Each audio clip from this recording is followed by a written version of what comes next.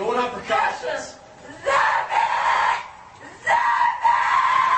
Hope Steffy is scared to death. Her husband, a high school educator, I want to show you this, okay? can't believe what he's watching on videotape as Stark County Sheriff deputies pin his wife down to a jail cell floor. Just relax. Okay, just relax. What are you doing? You don't treat people like this. Stop. I don't think murderers are treated like this. Steffi weighs 125 pounds. She's in handcuffs, face down. Yet her lawyers say up to 7 individuals working for the sheriff or jail are in the cell. Both women and men deputies forcibly remove all her clothes. What are you doing? Two males holding her down as she's butt naked. That's wrong. The video, obtained exclusively by Channel 3 News, gives us a rare inside look at what can happen to you or a loved one, even if you're the one who calls police for help. What did she say? She said she felt like she was raped without penetration. Back to this disturbing video in a moment. First, how did Steffi wind up in the sheriff's custody? Amazingly, it started with a 911 call for help. Who's crying? The girl that got attacked, my second cousin. Okay, what is she hurt? She has a cut on her nose that's bleeding, and there's a patch of hair on the ground beside the car. A deputy responds to a report of an assault. Hope Steffi is identified as the victim, the one who needed help. But when help arrives, things get even worse. Hope was not treated as the victim.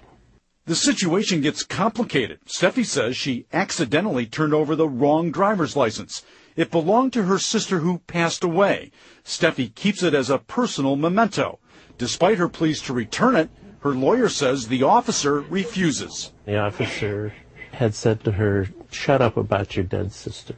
The sheriff denied that allegation in a written response to Steffi's lawsuit. He accuses the injured Steffi of starting the altercation with a deputy. Soon, Steffi is put in the back seat of the sheriff's cruiser. Listen closely on dash cam video as Steffi's friend reassures her that she's the victim and that nothing will happen to her. I know you didn't do anything, Hope. He needs to know that it's not your fault. Eventually, Steffi is handcuffed and hauled away to the Stark County Jail to answer questions. Among them, do you have any weapons or sharp objects? Have you ever thought of harming yourself? When Steffi responds, now or ever, she says deputies knock her down and place her feet in a pretzel position. And you have to ask yourself, what was the purpose of this strip search? What was the necessity of it? This was a disorderly conduct claim. Steffi repeatedly questions officers about what they're doing. This is horrific. This is a government agency forcing their will on a citizen.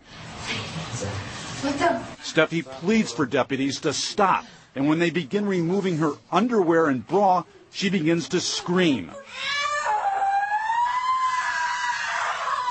That could be your wife. That could be anybody's wife. For the next 6 hours, Steffi was left in a cell completely naked, without even a blanket to cover herself, and the sheriff admits it. She says she wrapped herself in toilet paper to keep warm and to prevent anyone else from seeing her nude. She also says she was denied access to a phone and medical assistance for injuries that included a cracked tooth, a bulging disc, and bruises. The sheriff again denies the allegation. Lawyers for Steffi say the video speaks for itself. The force used was completely unwarranted. Her lawyers say this is a strip search, and the sheriff's own policy says officers conducting the search must be of the same sex. Clearly, in this case, men played a key role. The last 2 individuals to leave that cell with her completely naked were both men. What would any woman fear?